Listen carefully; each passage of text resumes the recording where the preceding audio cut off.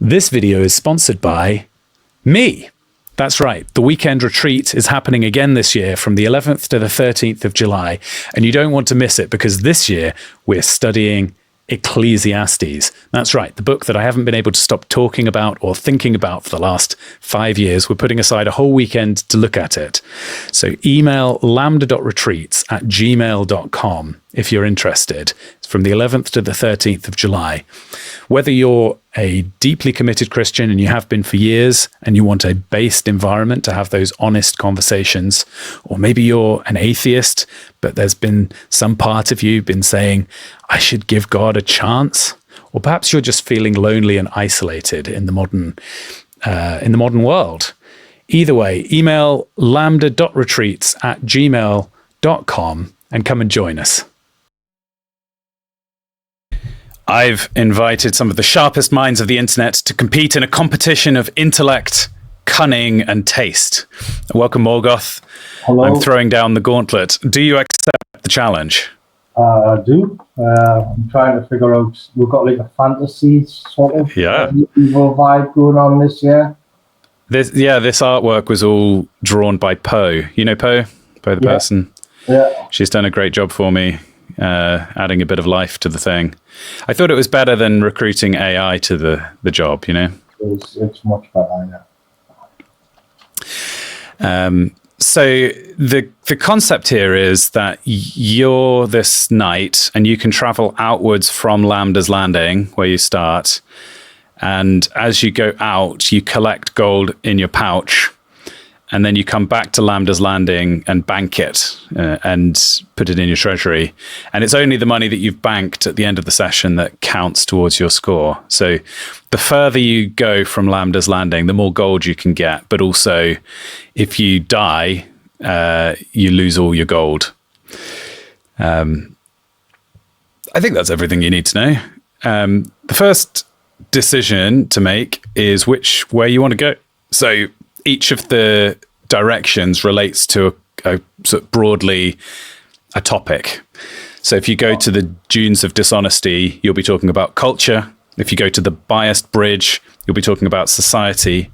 The East Crossroads relates to knowledge, or the Standing Stones is questions about ethics. I'll go to the Dunes of Dishonesty. Good choice. Okay, so the Dunes of Dishonesty, which is culture, and then subsequent paths kind of even subdivide culture further, if you see what I mean. Right. Okay, so you're heading along the path, but unfortunately, into your path steps wings like tattered sailboats, blotting out the sky. A bat deity swoops down, fangs gleaming with the promise of blood sacrifice. So you will now be given trial by discussion on a topic. Let's do is globalization positive? You can give your thoughts positive, or you can agree or disagree. I'll be kind of taking scores in various ways about what you say, and that will give you stats that then we'll roll some dice to decide if you've defeated this foe. So no, I don't believe globalization is positive, and shall I explain why? Please, yes. Well, fundamentally, I like rootedness and I like place, first and foremost, and globalization is the absolute opposite of that. And I mean, at the moment, you know, one of the memes that goes around, which everybody talks about, is this UK thing where it's YOOKAY. And when you, like, my assessment of what people mean by that and what I find interesting about it is that the UK is this new country where we exist. There used to be a country which was called the United Kingdom, and then before that we had a country which was called Britain, or you could say you had a country called England, or whatever it had, or Wales or Scotland. And within that, you also had places. You had Northumberland, you had Dorset, you had Yorkshire. And all of these places had a certain sensibility and a certain where you were aware of being in a certain place, and it had its own kind of metaphysical pressure bearing down on it, and its own expression was manifested in the local customs and the local ways and the local attitudes, and even how the locals spoke. I mean, a lot of, because I'm kind of well known on the internet and stuff, everybody knows my accent. But in a certain way, I'm kind of like a dinosaur, because what you're getting more and more is a more generic accent of anywhere. And so what the UK is, it is a new country which has been terraformed on top of an old country. And what it amounts to is a deterritorialization of place, people, and meaning.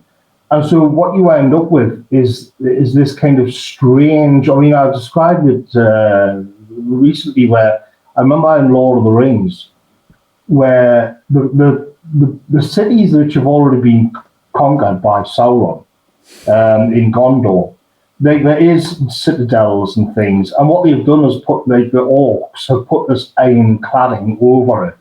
So you can still see that the original Gondorian architecture is there, but it's completely covered in kind of purely utilitarian rusting ironworks and this kind of thing.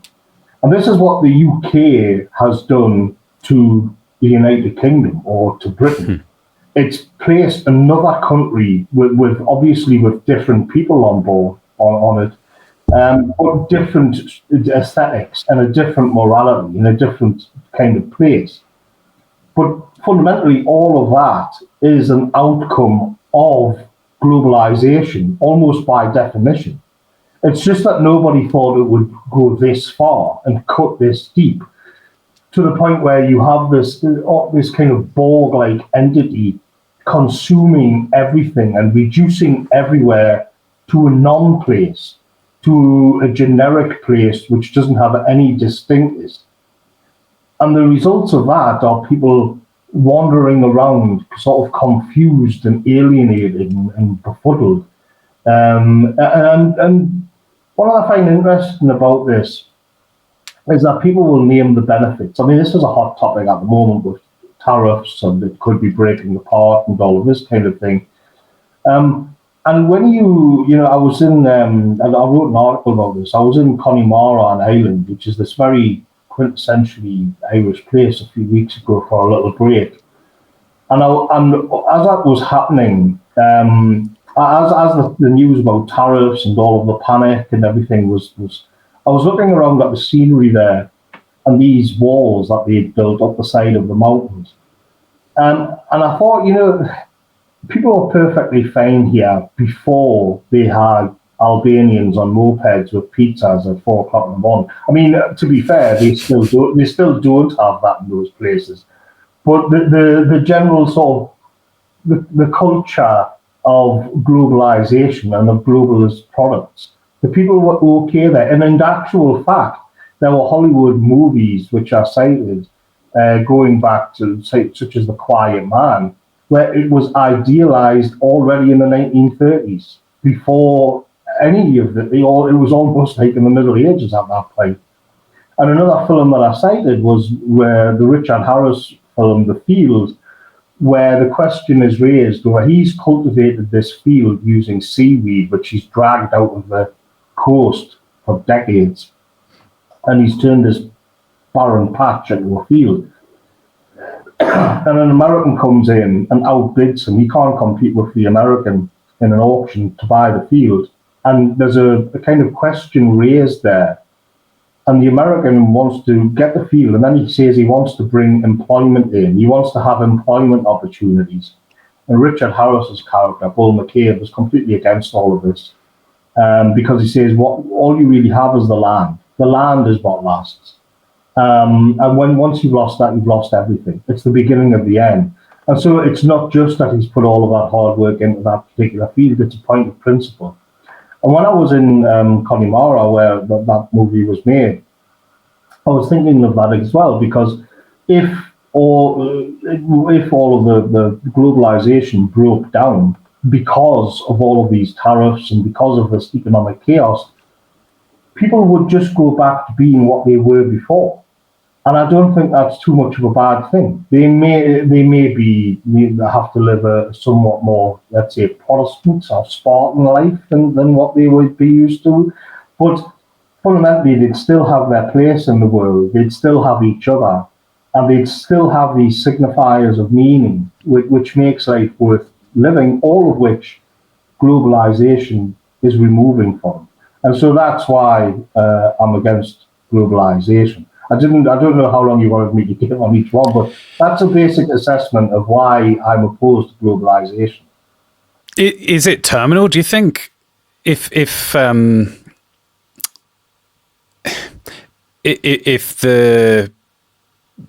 there was a real reversal at this point, how much of the previous era, the previous culture, the previous country will survive what's already happened to it? Well, I think it would be different. I think there would be, in the long sort of term, sort of path of history, if you like, it would be where globalism was a thing which happened for 30 years and then everybody went back gradually just being what they always were. I mean, a book I often cite is the book by the Irish writer John Waters, just on this subject, where he literally called his book "Give Us Back the Bad Roads," and the idea was that we've seen what this sort of interconnected, globalized system has to offer, but we'd prefer just to have the bad roads back. We get it, but we're going to say no. And I think what you would have is localism, which, I mean, that just seems to me to be the logical position. The problem is, one of the things that we're learning because of the conversation, which concerns globalization right now as we record this, is there would be things that you would just disappear and not be able to get again. So, I mean, just to switch back, from my holiday and back to Britain, a localized economy or something in Northumberland, you're not going to see iPhones anymore. And so you're going to get this kind of half in, half out. Some things are going to slip through or be extremely expensive. It's quite ridiculous, it seems to me. One of the things that was threatened or has come up, you begin to see the kind of the beating heart of the system and just how sort of fragile it is, actually. Rather than being this really robust, indestructible system, it isn't at all. Like, one of the things that are coming up at the moment is that one of the things that the Chinese make is this kind of special plastic which people use to wrap like fried chicken nuggets in.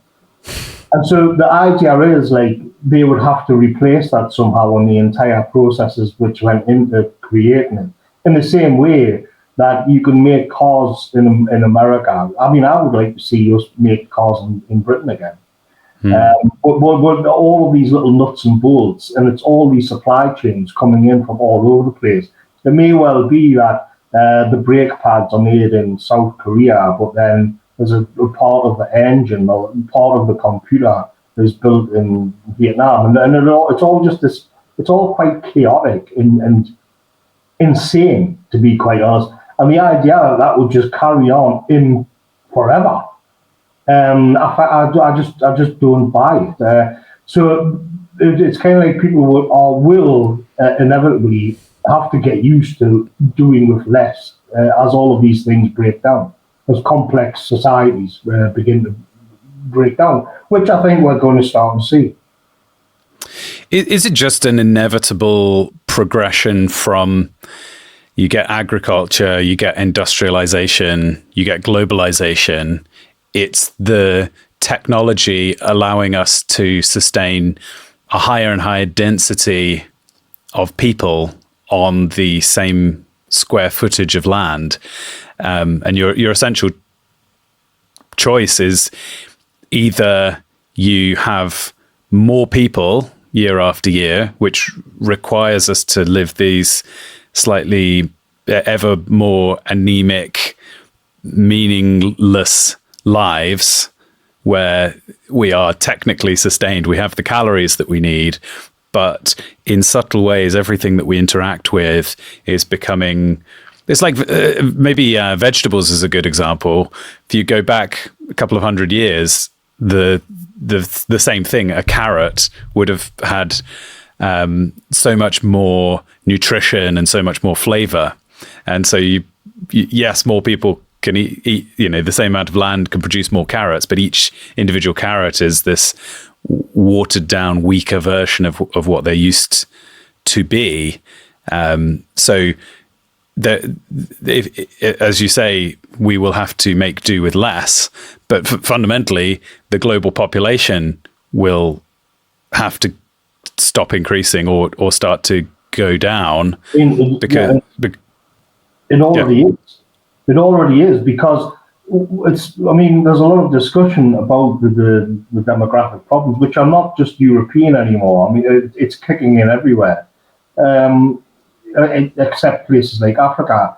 And what you'll find is that it's places, people will say, well, is it feminism? Is it to do with technology? Is it to do with working these kind of, these boring consumer 9-to-5 jobs just saps us? I think it's all of it. I think it's all of it contributes in its own way. And so in a way, you come all the way back round to a kind of nature as healing thing.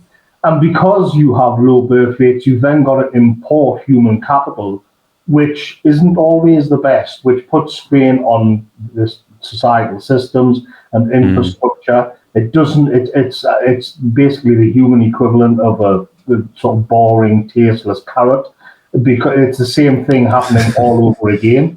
Whereas you used to have the nice, juicy carrots with lots of taste, now you're left with a kind of, well, in many cases, it's more like a rotten parsnip.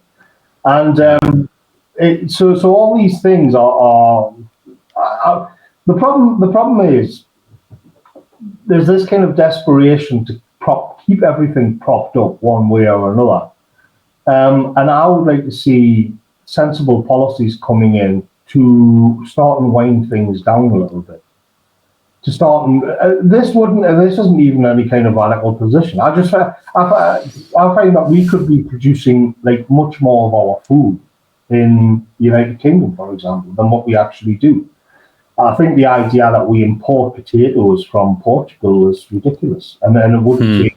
There's not really any excuse for any of this, except within global supply chains, it's efficiency and economical to do it. How much do you feel your identity being, say, part of the, being British versus being from England specifically, versus being from the north, versus being from a specific town or city? Like, do you feel more strongly linked the more local the consideration? Well, it's kind of like you feel as if everything is slipping away, even at the local level, because you kind of like no man is an island, and so if everybody else is within a certain mode and you're not, that's not really how it works. Except you'll see it popping through sometimes. You'll see it like during the COVID lockdowns when people were coming out and speaking to each other on the pavement again and on the streets because nobody was at work. And it was kind of weird because the idea was to be like so isolated, but more people were out mingling and having a chat because they didn't. The real kind of thing that was isolating everybody was everybody coming and going to work and then coming home and not really mingling and not really speaking or anything like that. All right, let's wrap up that discussion and roll some dice and see if you've defeated these bats. Just doing some calculating, running some simulations. Victory. Okay, good news. You've obtained 30 gold that's in your pouch. If we head back to the map. So now you've got the choice. You can continue outwards You could go either to the, let's see, so you're at the Dunes of Dishonesty. You could either go to Benevolence Bay or the West Crossroads, which is either talking about expression or storytelling. West Crossroads.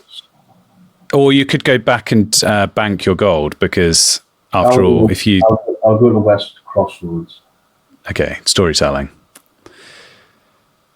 So you travel towards the West Crossroads, but halfway there, you encounter Composition Colossus. Adorned with trophies from previous conquests, the tribal leader steps forth to challenge you. The weathered face, a map of battle scars. Let's do... Can fiction teach more effectively than fact? I believe it can, yeah. I believe it can because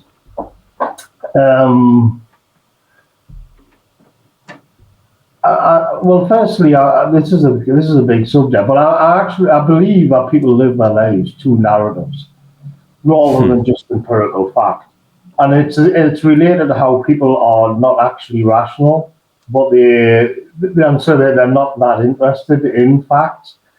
But in terms of storytelling, yeah, I think so. But the storytelling itself is a strange one because it depends on the kind of stories you think of. The big ones that everybody talks about in these circles are like the distinction between, say, Lord of the Rings and Game of Thrones. This is like a long-running thing. Mm-hmm. But another hot topic is Starship Troopers and the whole like media literacy thing. And I mean that one in particular is interesting because it's a perfect example where the left would say, well, actually it's a satire and you're just taking it as read, which by implication means that they are on the side of the bugs rather than yes, just to see this kind of thing. And so what interests me about storytelling are what it reveals about human nature rather than just a straightforward matter of fact. I mean, I can't really think much else to say on this one, to be honest. I probably sure. I mean, do you think that... so in the case of Starship Troopers, am I right that the film was intended to portray it as a satire? Yes, but it succeeds much more if the people who love the film are saying that it failed at being satire, but accidentally succeeded at being a great film. Yeah, the people the right wing on the internet will say they love because it shows you these great, good-looking warriors who are out there massacring these bugs left, right, and centre. And so the trap that was set for Paul Verhoeven is that, well, this is a satire on exactly this. And so instead of like kind of disowning it or dealing with it wrongly, they've just said, like, immediately owned it. And the left are saying you're not media literate. If you understood the way that it was intended by the author, which you get into this postmodern thing about the death of the author and how you interpret it. So the reaction of the left is like, well, you're just walking straight into the fact that you're a bunch of fascists. But then the retort comes, but it's obviously good to kill space bugs and not have them invade Earth. Like, are you on the side of the space bugs and not humanity?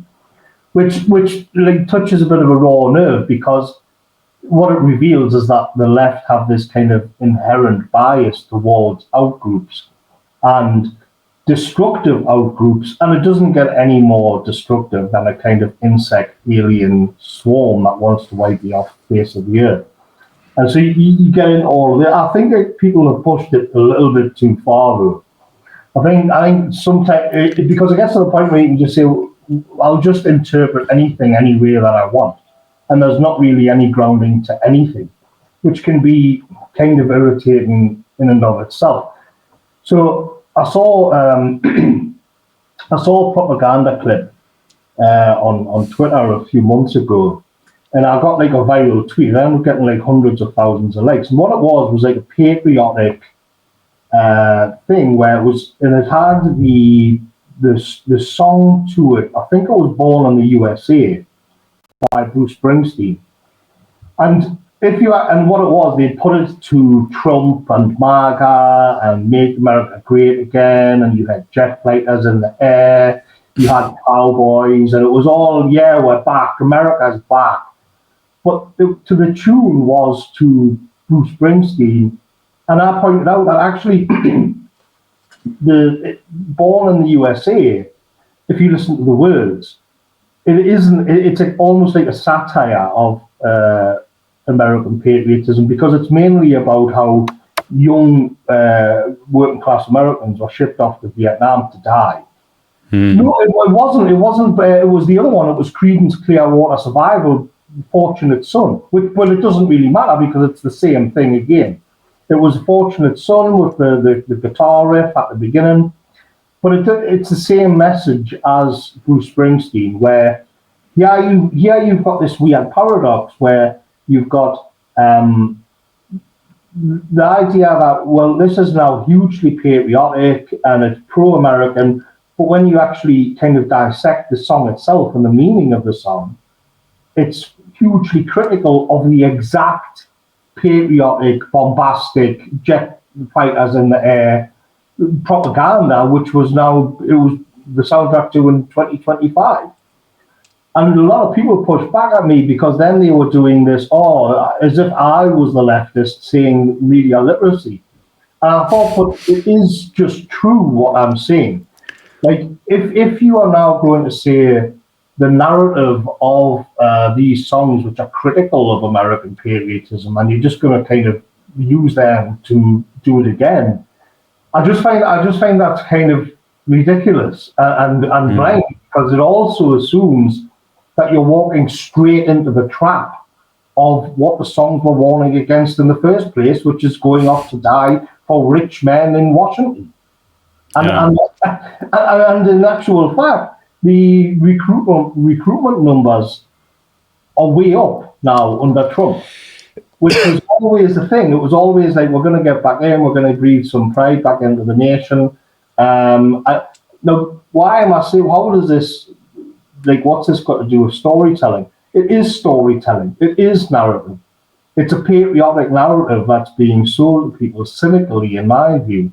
But then you've got the other narrative, which is that another cynical view, which is that these wars are these war hawks in Washington. They're exploiting these silly young lads who'll go off and die for them in a trench in the jungle somewhere, and all of that kind of thing. None of this is particularly fact-based, but it does form a core part of political discussion, beyond facts and logic, if you like. And this is why storytelling, in my view, is important. Very good. All right, let's see how you do in battle against Composition Colossus. The machine is whirring. It's declared victory. Okay, good news. You can progress. You've gained another 50 gold pieces in your pouch.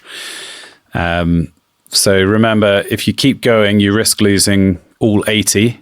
But if you keep going, you'll also it's more lucrative the further out you go. So it's up to you if you want to take the risk. I think I'll buy the gold. Great. Back to Lambda's Landing. And that means that you can again choose out of the 4 original destinations. So as a reminder, that was, hang on, why is he not going back?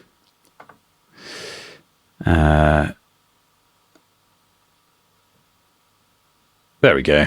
The Dunes of Dishonesty is what you just did. The Biased Bridge for questions around society, East Crossroads for knowledge, or Standing Stones for ethics. I'll do the Biased Bridge. Yes. Oh, I'll bank your gold as well before I forget. 80 in the treasury. Very good. Biased Bridge for society.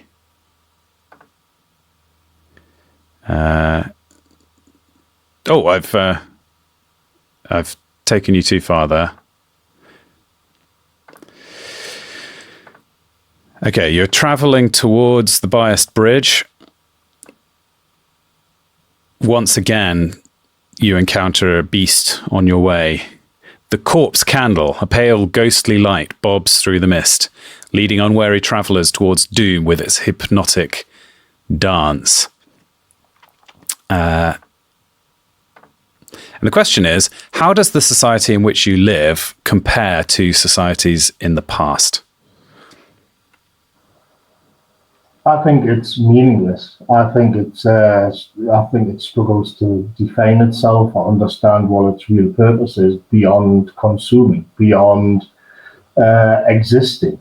And what's remarkable is that people like Nietzsche and these people centuries ago, these thinkers, especially at the beginning of the 20th century as well, they all predicted it. They all kind of saw the trajectory of where Western societies were going, and they all foretold that we would end up in where we are, pretty much.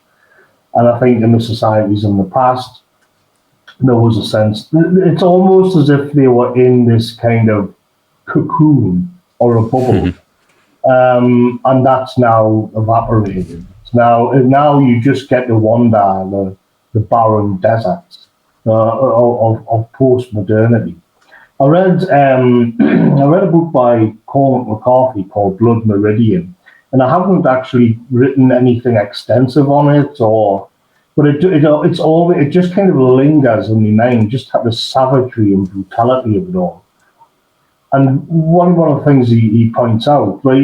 It's not that he's pointing things out. It's this poetic. It's about cowboys in the West, in the Wild West, hunting down and scalping people. But he describes it as if they're journeying to hell, as if it's, you've got all of these grotesque scenes of babies being kind of nailed to trees, and the whole of the landscape is sort of ox skulls, and it's just as savage and brutal, but it's also got this kind of pointlessness to it as well. And I think as a novel that was written in 1984 or 5, and I think that is a book which could only really have been written in the era that we're in, and indeed it was. And it's as if, again, like because when you think of the Western in your mind, you think of John Wayne, the big patriarch who's there to protect everybody. But there's also this kind of comfort of civilization. There's something genteel about it all, even many of the Clint Eastwood westerns. And what McCarthy does is strip all of that away, and it's almost like the men that he depicts are just like the coyotes and the wolves. There's just no difference to them at all. It's an unyieldingly bleak and pessimistic view of human nature, and it's that's what this era in society manifests, which it didn't in the past. And you would think there would be like thinkers who would touch in on that and try to get to grips with it.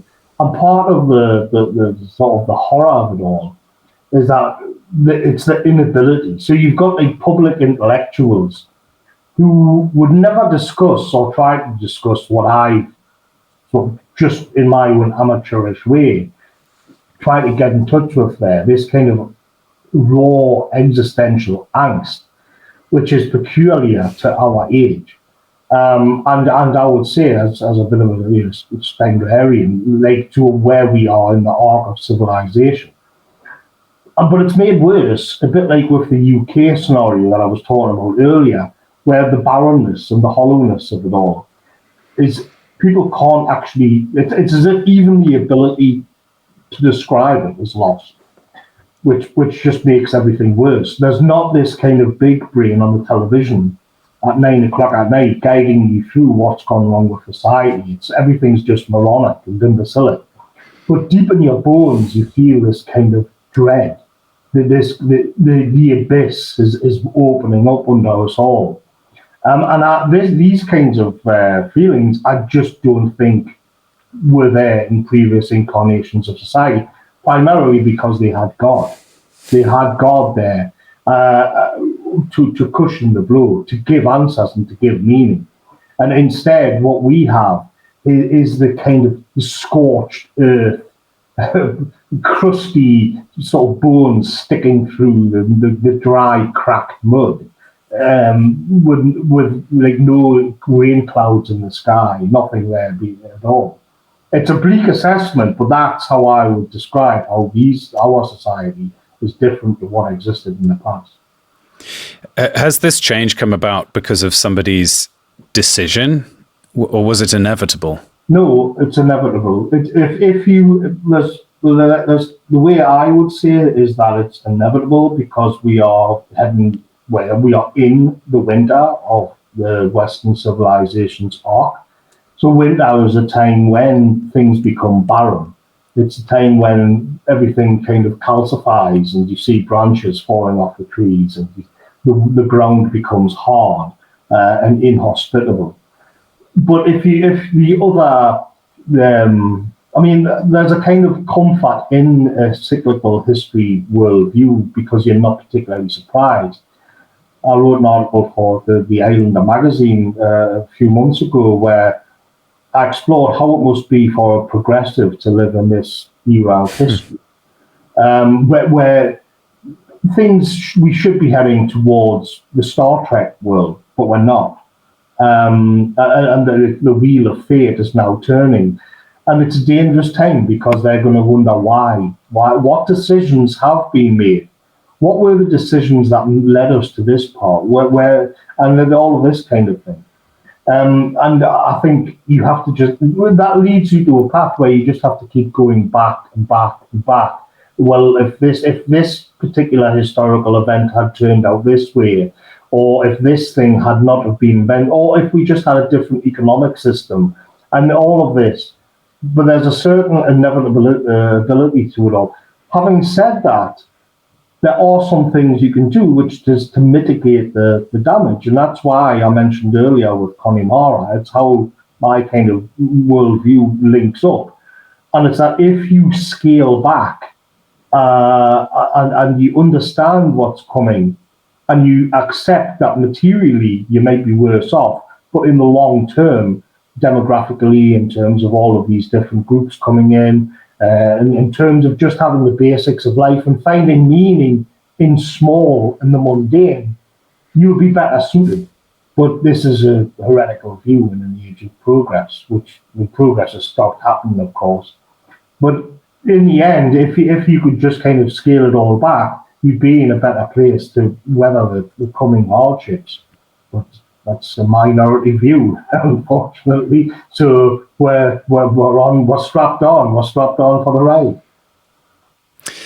I also find the cyclical view of history to be quite a comforting idea. I think there are elements of history which are linear and elements which are cyclical. But I've always found there to be a sort of aesthetic appeal to cycles. The idea of the day-night cycle, and then the cycle of the moon, and then the annual cycles, and the idea that you could have wider cycles, and everything is quite an Eastern idea in some ways, but it appeals to me that things that go round and round. It means that if things are difficult and dark, you can remember that you only have to endure, and you will be back at a heyday again. Yeah, it fascinates me. I write, and sometimes when I have a few moments, I write like fiction. I'm working on like a big fictional sort of story and saga, which I just kind of keep a little bit private and I don't talk about much.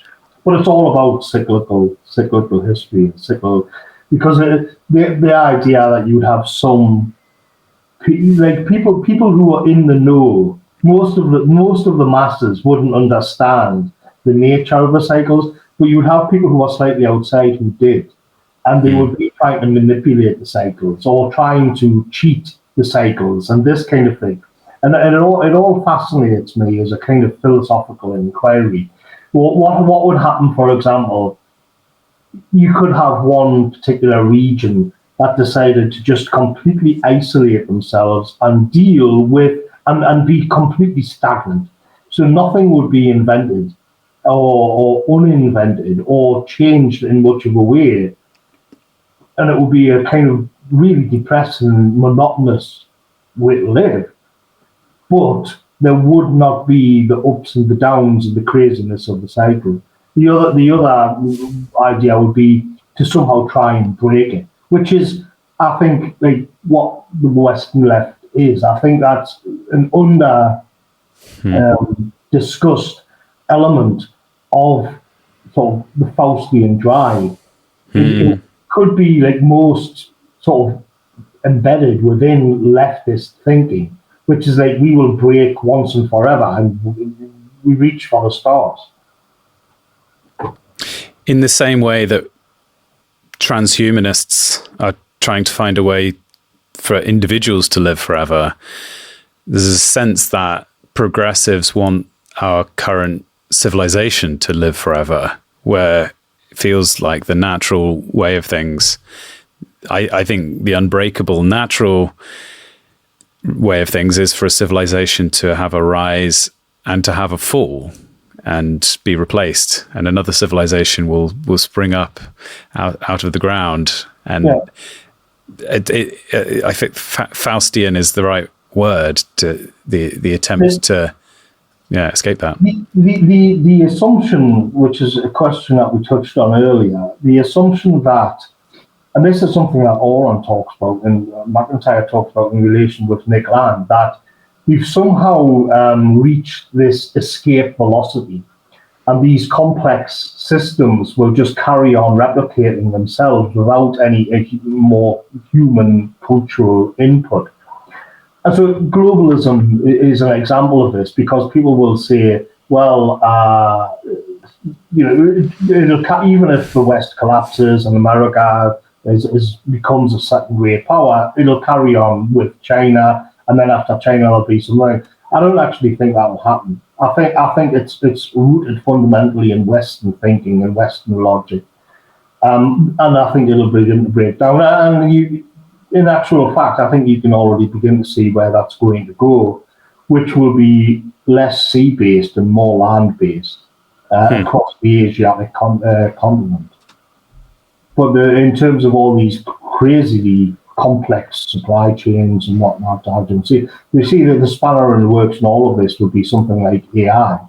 But even AI, even that requires massive amounts of energy just to keep it going. And the energy, as we saw in Spain and Portugal just the other day, that's not a guarantee. That's not guaranteed either. Neither are the internet cables dangling over cliffs half a mile below the Atlantic Ocean. All of this is very fragile.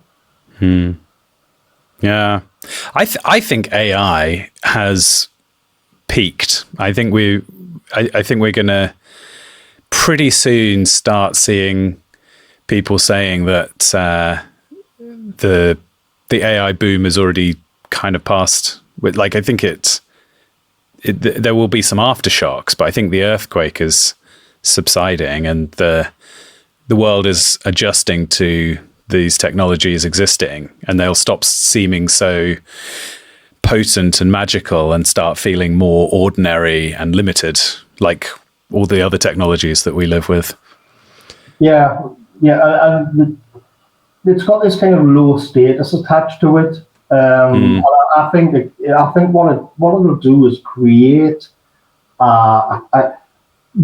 There was something, my missus was showing me this artisan shop for gardening tools and implements, which are all handcrafted and handmade, and they were so beautifully done. It was expensive, and it was about, do you want something from here for Christmas this year? So I'll get like a trowel or something, or some kind of knife to cut weeds with.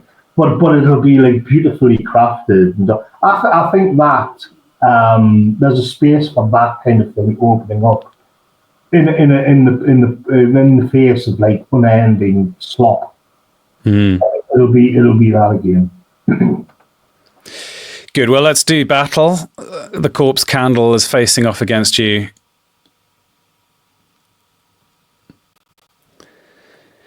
And good news, you've crushed the candle, and we can go back to the map. Do you want to carry on?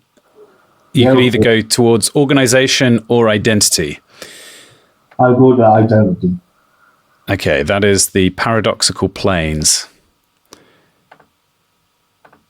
So, here you go. Is that right? Paradoxical planes. Yes.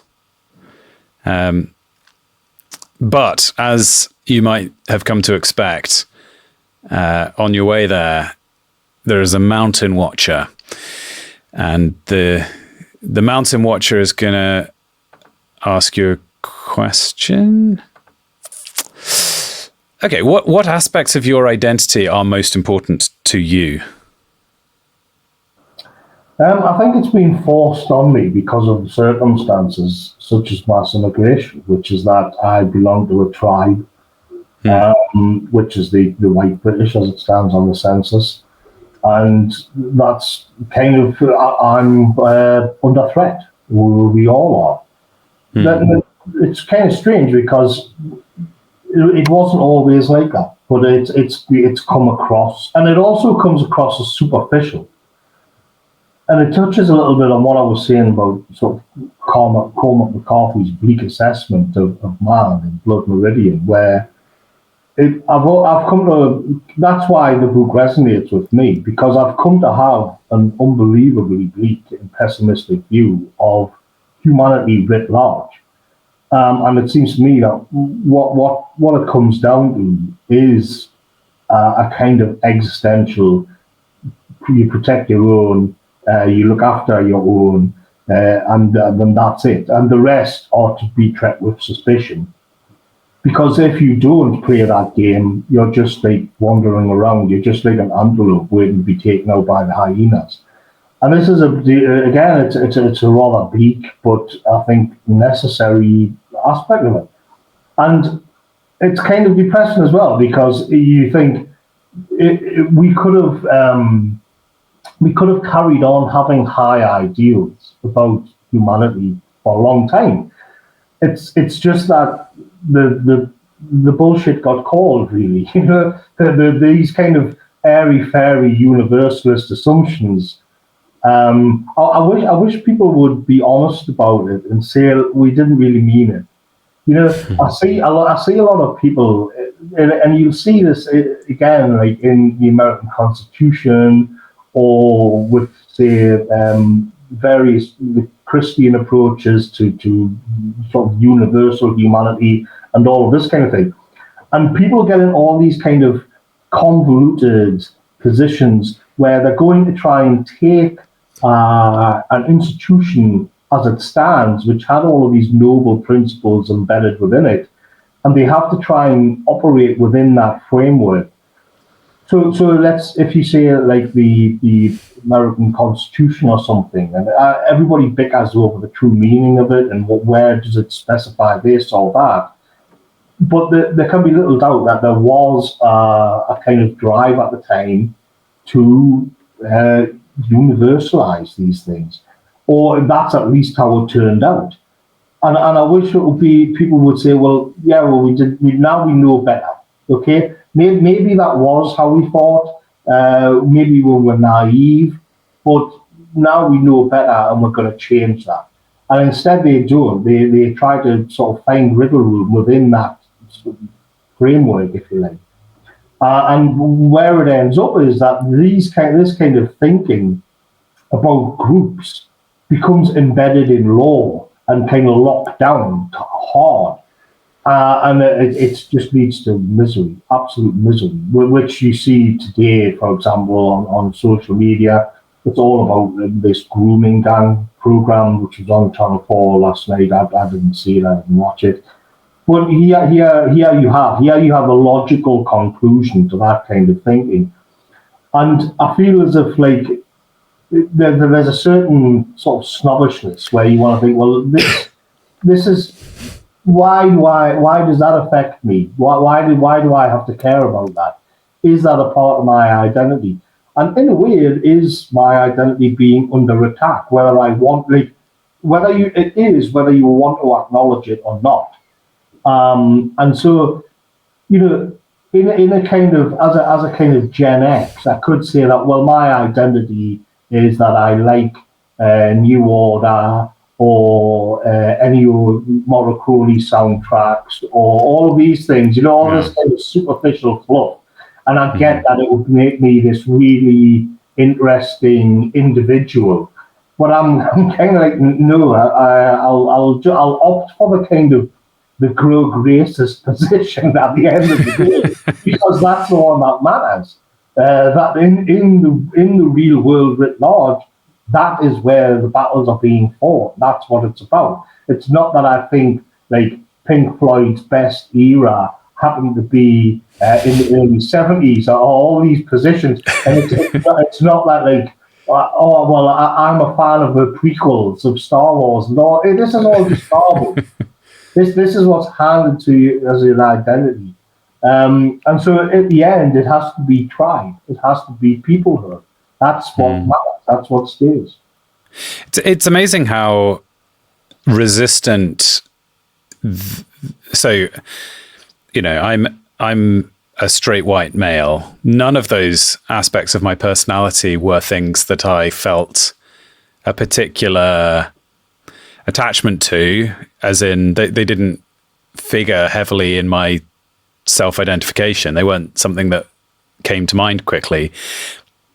And I think that's true of a lot of people. Like, it's weird how little whiteness mattered to most white people until all three of those things became ways in which you were attacked. And at first it was a subset of people who would denigrate you for those characteristics, and increasingly it became more active. It became laws and hiring practices and the way that you were assessed in education, and on, until you really couldn't operate or live without recognizing those bits of yourself as part of your identity, because they were actively causing you problems. You're and the funny thing is, once you've kind of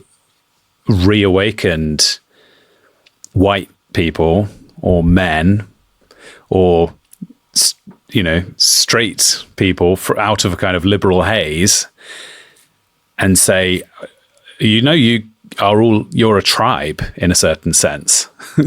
You actually accidentally awoken quite a potent force. So in a tactical sense, I think it's a real mistake. I think they're trying to rectify that now. But if you look at putting the woke away and all of that, and you still get these crazy things coming out of it. But if you look at something like what the horrible thing that happened at Southport, the angry backlash was based in identity, because a large section of the British native population, they viewed that as their identity being under attack. They view those little girls as being belonging to their wider family. So the response, how you're expected to think about this, is that everyone is just an individual. In this case, when we are the victims and the perpetrator is not part of our group, then all of a sudden you find this kind of Schrodinger's identity where, well, you're just supposed to, there's good and bad in all people, and we're all just individuals and all of that. Whereas for all of the other days of the year, as you were saying, they do see groups, and groups are important. And so in this case, you feel it that something absolutely grotesque and horrific has happened. And not it hasn't just happened to these individuals in that sense, it's happened to us. And when you look at the actual person, it seems quite like that was also his motivation. So it's not just the institutions, it's these other people. They see us as a group, and there's no wishing that away, even if you wanted to. You can't just turn them all into liberals because it's innate and intrinsic to human nature. And so it's there whether you want it or not. I don't think if the Southport attack had happened in the 90s that people would have processed it in the same way. I literally think the kind of the consciousness, I guess you could say white identitarian consciousness, has been raised by all of essentially the social justice movement has created that awareness. I'll give you an example of what I mean about sort of universalism, the bullshit being called. And that was at St. George's Day last week. And the Black Rock boxer, Frank Bruno, came out and he said, I'm a proud Englishman and I love this country, happy St. George's Day, everybody. Oh, it was all just a nice, pleasant post like that. And he was just getting piled on by people telling him he wasn't English. And I thought this was interesting. I was actually going to write a piece about it because I remember when Frank Bruno was, I'm old enough to remember when Frank Bruno, I was just a little kid, like, he fought Mike Tyson and he lost. But there was a big kind of thing at the time where it's our Frank. Frank Bruno is one of us, and he's going over there. He's going to face this really dangerous man and all the rest of it. And so you're right, there wasn't that kind of consciousness around. Everybody thought he was a hero, the same as, say, John Barnes, the footballer. But what's happened, and it's kind of sad for Frank Bruno because it's not his fault. But what's happened is that in the past, it was a kind of noble lie because the core identity wasn't under threat. The core identity was in a privileged position where we can kind of turn a little blind eye to that one. We can say, yeah, Frank's English. It's not a threat, it doesn't matter. Now, that's when you're 98% of the population. But when you're down to 80% and dropping like a stone, and also being attacked in institutions and just walking down the street because of your identity, then you'll find that all of this is gone. Again, it comes down to the sort of what you're left with again is the barren, cracked earth with the bones sticking out of it. There's no time for those niceties anymore. And somebody who was once considered to be an Englishman, if you like, based on this polite lie, he probably wept when he saw his responses. And this is the way that it goes. So it's like, as I say, something has kicked in, a defense mechanism where it's a crude way to put it, but the ballast is being thrown over the side of the boat because we have to define ourselves concretely because we're under attack. And unfortunately, somebody like Frank Bruno gets his English card revoked not by the institutions of the government, of course, but by many, many people. Because they think we have to do this now. We're in a state of panic here. Yeah. All right. Let's see if you can succeed in battle with the Mountain Watcher.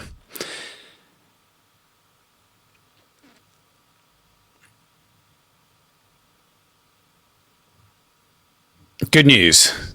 Successful. And now you've got 70 gold in total in your pouch. So you could either continue to the Toothed Pit or the Fallacy Falls, which are community or personal growth,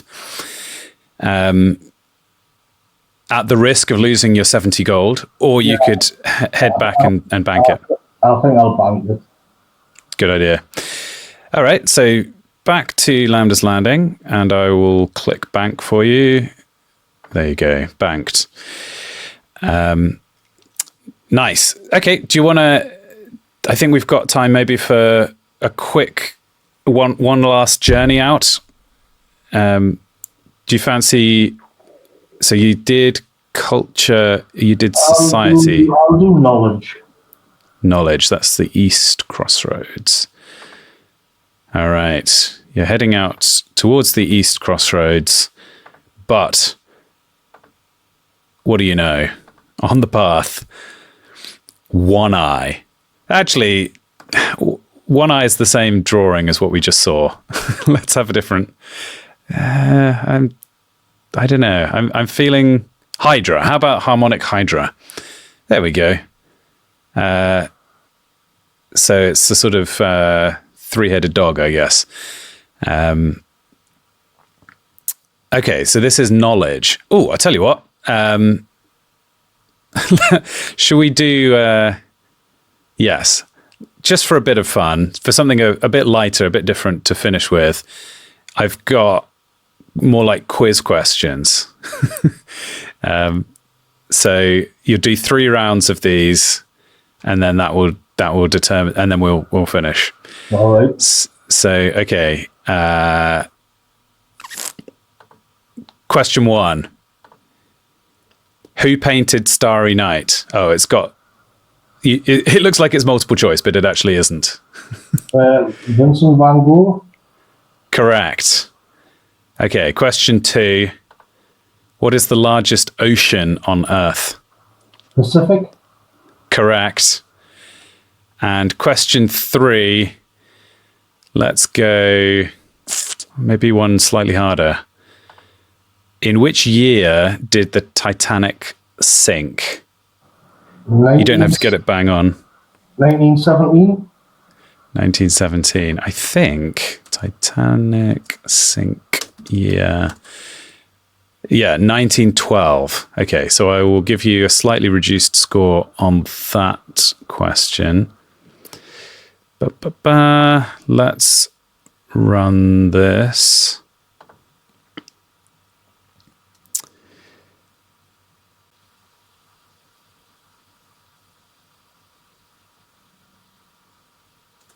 Okay, good news. You've won. So that means you can return with your 55 gold and bank it. And that puts you at a score of 205, which is very impressive. Have many people already done this? Because last time I did this, I ended up doing well, and then you just bumped everybody past us, and all the scores were rigged. Let me bank the gold. Yeah, so I haven't got a high score table yet, but you are ahead of. Yeah, you've got the top score at the minute. So Poe's been through, Jonathan Blow, Oren, the Distributist, Ed Dutton, and you've beaten them all with your canny strategy. Right, well, I hope it keeps up, because last time there was shenanigans. There was. A lot of people got very upset about the shenanigans last time. In some ways, that's why I made up this whole new format to throw people off the scent. Great. Thank you for joining me, Morgoth. Is there anything you'd like to plug? I know you can find me on YouTube and Morgoth Video on Substack, and yeah, that's it, really. All right. Cheers. Thanks for having us on. Thanks, Luke.